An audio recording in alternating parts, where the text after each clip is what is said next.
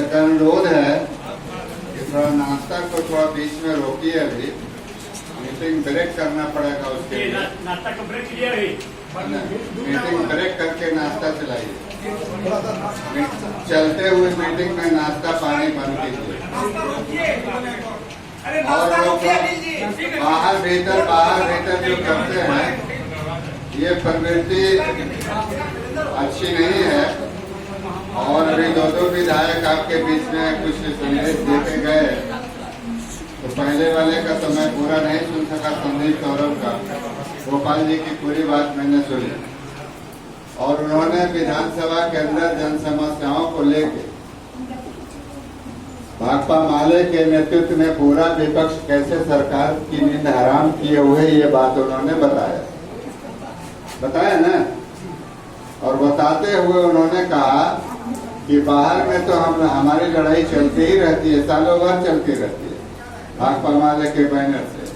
उसका जितना जन संगठन है, चाहे खेत मजदूर सभा हो, किसान सभा हो, AICCTU हो, महिला संगठन हो, छात्र संगठन हो, युवा संगठन हो, जितना ये महासंघ हो, वो सालों भर वो बैनर सड़क पर रहता है, आंदोलन के मैदान में रहता है। तो ये बाहर की हालत है। और अंदर में इस मंच की हम लोग बहुत मजबूत ताकत के साथ बिहार की जनता ने असेंबली में अपने सवालों को उठाने के लिए, सरकार से झगड़ा करने के लिए, उनको हल करने के लिए, दबाव बढ़ाने के लिए भेजा है। तो अंदर में भी हम लोग अपना कर्तव्य निर्वाह करते हैं, अंदर और बाहर दोनों तरफ। तो अंदर और बाहर तो वो विधानसभा के अंदर और विधानसभा के बाहर के संदर्भ में है। मैं उनके इन दो शब्दों को लेकर के मैं आपको कुछ कहना चाहता हूँ कि भाई बाहर में हम लोग इनकलाब जिंदाबाद करते हैं, महासंघ गोपुर जिंदाबाद करते हैं, लड़के लेंगे पाई पाई, हम कर्मचारी भाई भाई का नारा लगाते हैं। लेकिन क्या अंदर में ये है आपके मौजूद? अंदर में है ये मौजूद? पूंजीवाद हो बर्बाद, समाजवाद हो जिंदाबाद, है ये लूट का राज हो बर्बाद, ये सब नारा लगाते हैं। तो ये तो बाहरी रूप है हमारा। क्या अंदर में, दिल में और दिमाग में ये बात है? हम समझते हैं कि अपवाद को छोड़ दीजिए, तो ये बात लड़ने वाले मजदूरों कर्मचारियों के बीच में इसका घोर अभाव। इतना जुल्म सह रहे हैं, नीतीश राज का जुल्म से लेके मोदी राज का जुल्म, लेकिन अभी भी हमारे बीच में नीतीश कुमार अच्छा है ये कहने वाले लोग बहुत सारे मिल जाएंगे। सुशासन बाबू का शासन ठीक ठाक चल रहा है ये कहने वाले लोग हमारे बीच में, हो सकता है कि इस हॉल में बैठे हुए लोगों में से भी मिल जाएंगे। मोदी अच्छा है, मोदी ठीक कर रहा है ये कहने वाले लोग मिल जाएंगे। तो ये अंदर और बाहर का जो तालमेल की बात हम गोपाल जी कह के गए, तो इसको अपने ऊपर अगर हम देखें, जांच करें, तो अंदर और बाहर में एकरूपता नहीं है। और जब तक ये एकरूपता नहीं होगी, जब तक ये एकरूपता नहीं हम स्थापित करेंगे, हम यहाँ इनकलाब जिंदाबाद करेंगे, लाल झंडा लेकर के सड़क पर धरना देंगे, प्रदर्शन करेंगे, आंदोलन करेंगे। और जैसे ही ये कार्यक्रम खत्म होगा, हम वही हरा झंडा, पीला झंडा, नीला झंडा, केसरिया झंडा, तिरंगा झंडा के बारे में सोचेंगे। तो ये जो गैप है, इस गैप को मिटाना पड़ेगा। बिना मिटाए आप कहीं के नहीं रहेंगे। बिना मिटाए इसको, इस गैप को पाटे हुए हम और आप कहीं किसी और मंजिल की ओर नहीं बढ़ सकते। तो इस बात को आप थोड़ा गंभीरता से विचारिए। खास करके जो नई पीढ़ी के लोग हैं, जो तुलनात्मक रूप से यंग हैं, लखीसराय कमांड में या पूरे बिहार में बहाली बंद है। बहाली अगर कहीं हो भी रही है तो कॉन्ट्रैक्ट पर होती है, संविदा पर होती है।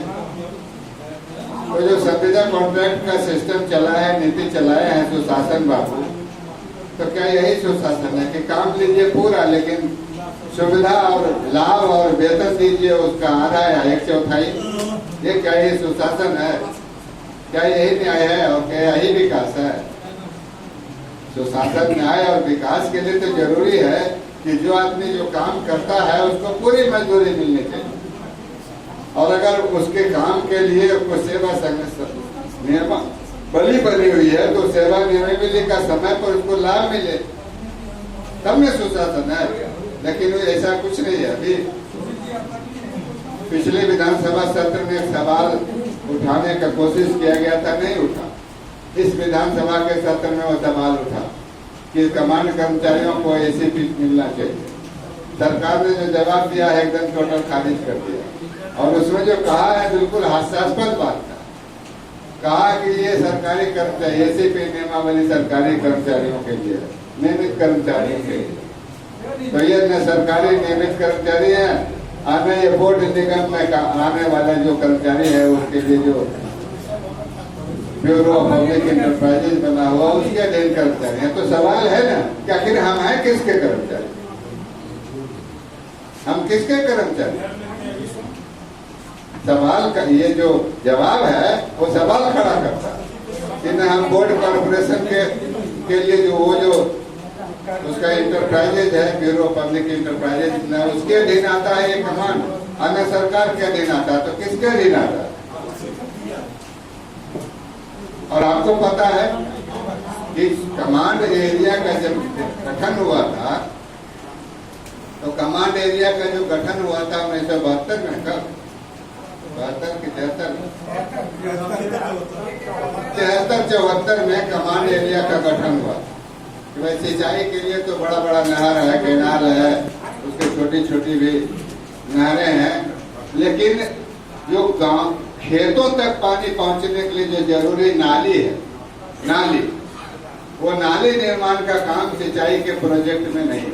तो नाली निर्माण सिंचाई के को कहिए कि जो पानी है सिंचाई का उसको खेतों तक पहुंचाने के लिए, किसानों के खेत में पहुंचाने के लिए ये जो नाली प्रणाली है, इसको डेवलप करने के लिए, इस काम को पूरा करने के लिए कमांड एरिया था। चारों कमांड, चाहे गंडक कमांड हो, कोसी कमांड हो, या सोन कमांड हो, या टूल चांदन कमांड। तो ये काम है सिंचाई विभाग से जुड़ा हुआ, और इसका जो गठन हुआ था 73-74 में, तो उसमें 26 IAS उस समय के चीफ सेक्रेटरी के अलावे 26 IAS की मीटिंग हुई थी, और 26 IAS की मीटिंग में फैसला लिया गया था कमांड एजेंसी के गठन के बारे में। और उस फैसले में बहुत सारी चीजें हैं।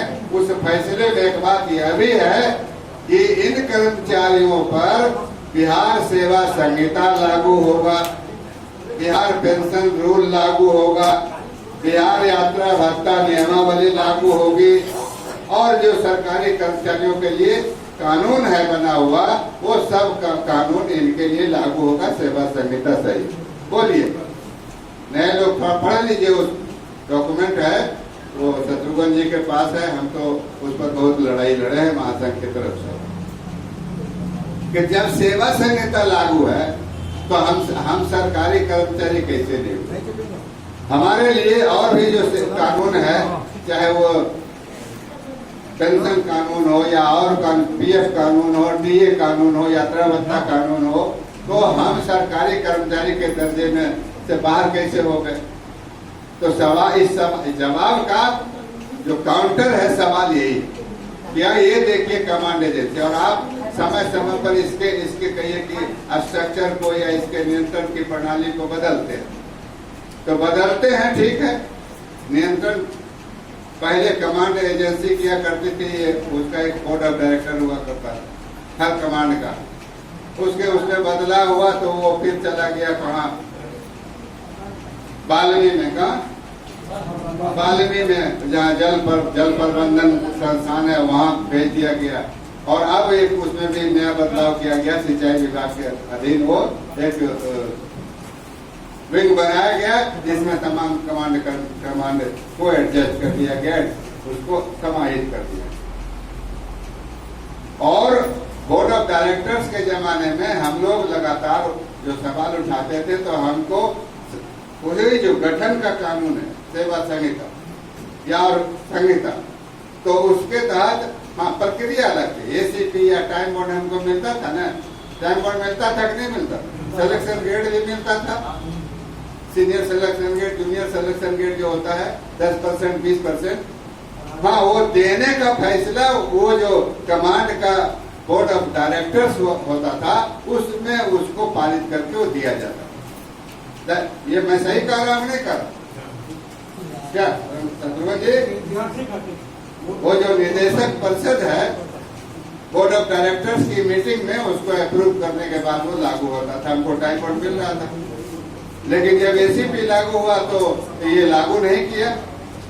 और अब कह रहा है सरकार के तरफ से जो जवाब दिया गया है, सरल ने कहा था कि नहीं लागू होगा, क्योंकि ये सरकारी कर्मचारी भी नहीं है और जो ब्यूरो पब्लिक इंटरप्राइजेज के अधीन जो बोर्ड निगम कॉर्पोरेशन वगैरह ऑथोरिटी वगैरह आता है वो इस दायरे से भी बाहर। तो सवाल उठेगा, उसका जवाब महबूब आलम जो भाकपा माले के विधायक दल के नेता हैं, विधायक हैं, उन्होंने कहा कि इसका जवाब सरकार के नाम से हमको तैयार करके दी। तो क्या है ये सरकार? ये सरकार क्या है? ये सरकार नाम सुशासन, काम इसके ठीक उल्टा, नाम न्याय का, काम इसके उल्टा। तो ये बात आपको समझना, आपको समझना, व्यवहार से चीजों को कसना होगा। बोली तो बहुत मोदी जी से बढ़िया कोई बोलता है, गोल गोल बोलते हैं, 200 का फौज लेकर चलते हैं, उनके पास कोई फटक भी नहीं सकता, आर्मी चलती है उनके सुरक्षा में। तो बोली से निर्णय नहीं लिया जा सकता। उसका व्यवहार क्या, उसका आचरण क्या? नीतीश सरकार का आचरण घोर जन विरोधी है, कर्मचारी विरोधी है। और अभी एक हम लोग का बहुत मजबूत संगठन, पूरे बिहार का एक संगठन है कार्यपालक सहायक, जो ब्लॉक में काम करते हैं, सीओ ऑफिस में, बीडीओ ऑफिस में, जातीय आवासीय या जो लोक सेवा का अधिकार कानून बना है उसमें जितने तरह की सेवाएं हैं वो उसको अंजाम तक पहुंचाने के लिए, जनता को उपलब्ध कराने के लिए, या बाद में लोग से शिकायत निवारण अधिनियम बना है तो ये दोनों अधिनियम में जितनी सेवाएं हैं उसको जमीन पर उतारने और जनता को उपलब्ध कराने का काम वही लोग करता है। 20-25 हजार उनकी संख्या। सरकार सामान्य प्रशासन विभाग के सीधे नियंत्रण में वो लोग काम करते हैं। उसी सामान्य प्रशासन के अधीन एक काम करता है, विंग है बीपीएसएम, बिहार प्रशासनिक सुधार मिशन। बिहार प्रशासनिक सुधार मिशन के तहत ये जिले में जिलाधिकारियों के द्वारा इंटरव्यू लिया गया, परीक्षा ली गई और फाइनल बनाया गया, और जहाँ जहाँ से जरूरत हुई उन तमाम लोगों की पोस्टिंग 7000 पर शुरू किए थे। आज बढ़ते बढ़ते कई 4-5 बार हड़ताल हुई है। अपनी नौकरी हथेली पर लेकर के अमीर सुबहानी से लेकर चंचल कुमार तक ये लगातार आंदोलन के बाद 16,000 16,500 पर पहुंचे। बताइए आज के जमाने में 16,000 क्या हो गए? परिवार के चलाने के लिए है कोई अमाउंट?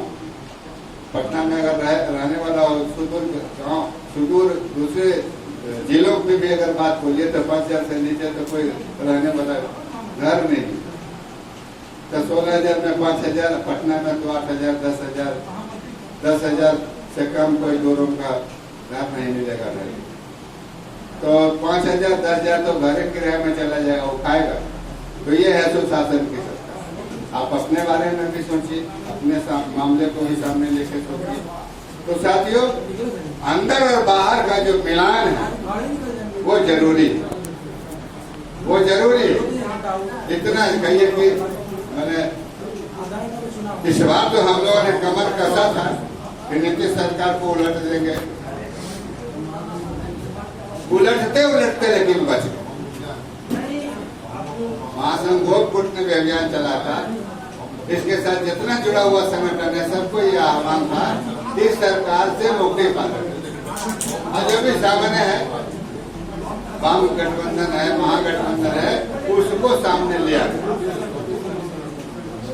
लेकिन अभियान चला भी बहुत तीखी और कहीं नाक से नाक लड़ाई हुई, लेकिन ये जो सरकार में बैठे हुए लोग हैं, तो इन्होंने 12-14 सीट पर वो कहीं 18 वोट से, कहीं 17 वोट से, कहीं 400 वोट से, कहीं 300 वोट से ये हेरा फेरी करके, और हेरा फेरी जो हुआ है वो पोस्टल हमारा आपका जो वोट चुनाव कराने के पहले जो हम लोगों ने पोस्टल बैलेट डाला था उसके काउंटिंग में हेरा फेरी करके ये पुनः सरकार में।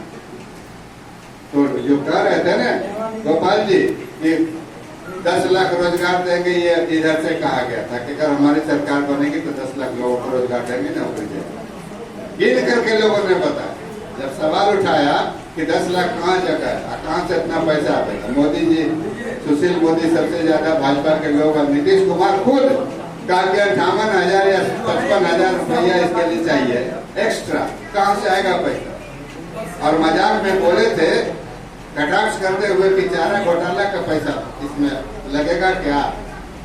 लेकिन चूंकि बेरोजगारी पूरे देश का सबसे बड़ा सवाल, महंगाई की तरह, तो बेरोजगारों ने इसको पकड़ लिया। और पकड़ लिया, जब एक हफ्ता अभियान चला, सरकार को पता चला कि ये तो बेरोजगारी का जो मुद्दा है, रोजगार देने का जो मुद्दा है, लोगों ने पकड़ लिया। और लोग भारी संख्या में युवक लोग इस सरकार के खिलाफ, और महागठबंधन जिसमें वाम दल के लोग भी शामिल थे, उसके पक्ष में गोलबंद हो रहे। तो उन्होंने कहा 19 लाख, हम 19 लाख को देंगे। बोला ना, पहले तो 10 लाख पर मजाक उड़ाया, कटाक्ष किया, अभद्र टिप्पणी की, चारा घोटाले से जोड़ दिया। और चारा घोटाला से क्यों जोड़ते हैं? चारा घोटाला तो 950 करोड़ का है ना। और यहाँ एक एक घोटाला नीतीश जी के राज में हो रहा है, 1000 से ऊपर। एक सृजन घोटाला है 4000 करोड़ रुपए। और अगर इस सरकार हट जाती तो जैसा कि कहा गया था इधर से कि एक एक योजना का हम जांच कराएंगे। ये जल नल हरियाली योजना, जल नल योजना, इसमें मैंने अरबों रुपया का घोटाला, हर जगह घोटाला, जरा जोर से दबा दिए घोटाला। तो साथियों, मैं कहना ये चाह रहा हूँ कि इन बातों पर थोड़ा गौर कीजिए। सिर्फ अपना वेतन, भत्ता, प्रमोशन इसी तक सीमित मत रहिए। ये सब पर जो संकट पैदा है, ये संकट कहाँ से पैदा किया है? ये संकट पैदा करने वाला वो दोषी हाथ कौन है, वो शक्ति कौन है? चाहे वो राजनीतिक शक्ति हो, सरकार की शक्ति हो, हम उन नीतियों को पलटने के लिए वैसी शक्तियों का पंजा कैसे मोड़ दे, जब छोटा मौका मिले, बड़ा मौका मिले,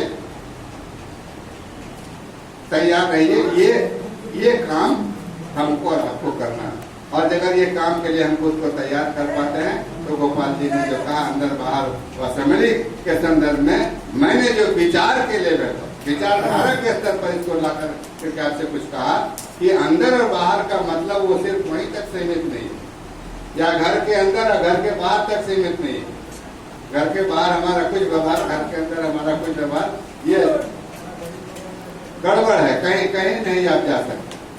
और इसको विचारधारा के स्तर पर मैं आपसे कह रहा हूँ कि विचारधारा के स्तर पर भी जो बाहर हम करते हैं वो विचार, वो संकल्प हमारे अंदर भी होना चाहिए। और इसके लिए गलत विचारों को अपने दिमाग से निकाल बाहर कीजिए। और ऐसा करेंगे तो हम, हमारा जो भी सवाल है या आगे उठेगा, इस सवाल को हल करने में हमको कामयाबी मिलेगी। यही कहते हुए इस सम्मेलन को फिर अभिनंदन करते हुए अपनी बात खत्म करते हैं।